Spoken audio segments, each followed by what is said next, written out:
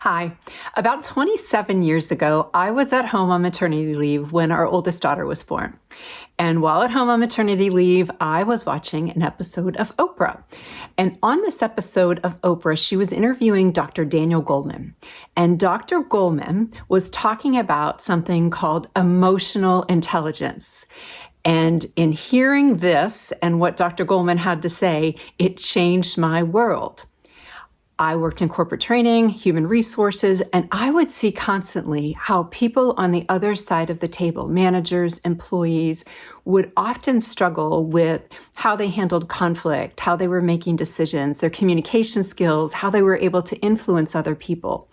And back in the day, we used to just refer to the people who got that and who did those things well as being people smart. But what Dr. Goleman was explaining, based on the recent book that he published, is that this something was called emotional intelligence. You might also hear it referred to as EQ, as emotional quotient. So there's a lot of different ways that we see this manifesting. And basically what it is it's the ability to allow your emotions to work for you versus working against you. It's understanding and managing your own emotions, and then also being able to understand and read that room so you get a sense for where other people sit in the process too. Research has shown that it can account for 66% of workplace success for all jobs and 85% of success in leaders. So if you are a leader out there, which I know all of you are, this is going to be the thing that's going to impact you and your success more than anything else, more than your analytical or your technical skills. And when you think about that, it really does make sense because our analytical and technical skills become less important the further up we move in an organization, because it's more than about managing people and coaching our employees and communicating effectively.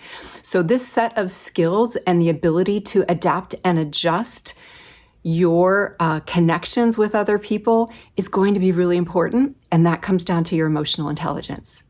Now, the great news with emotional intelligence is it can be learned. So this is the first video. I'm going to be sharing 4 other videos with you over the course of the next several weeks about emotional intelligence. And so we have basically in emotional intelligence, we have self-awareness, which is understanding our emotions. We have self-management or self-regulation. And so it's understanding those and maybe not opening our mouth as soon as we should. Then we also have social awareness, meaning how might another person be feeling? Am I empathizing with that person and can I put myself in their shoes? And then lastly, we have that social management or social regulation. And that truly is all of this coming to life.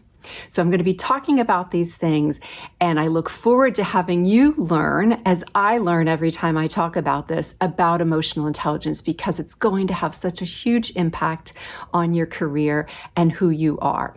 So join me, and please, I welcome your comments below. This might be a new concept for some of you. If so, share that so I know who I'm talking to and how I can better adapt and adjust my own style for you. And if emotions are words that you're a little bit uncomfortable with right now, get used to it. We are all individuals. We are all humans, and we show up to the workplace or we show up in front of our laptop and we have these emotions with us. And so it's recognizing those emotions and utilizing them as data points. So happy learning to all of us over these next several videos that I'll be sharing. And please, I welcome your comments, and you can always email me too at kelly@kellyfrager.com. Thank you.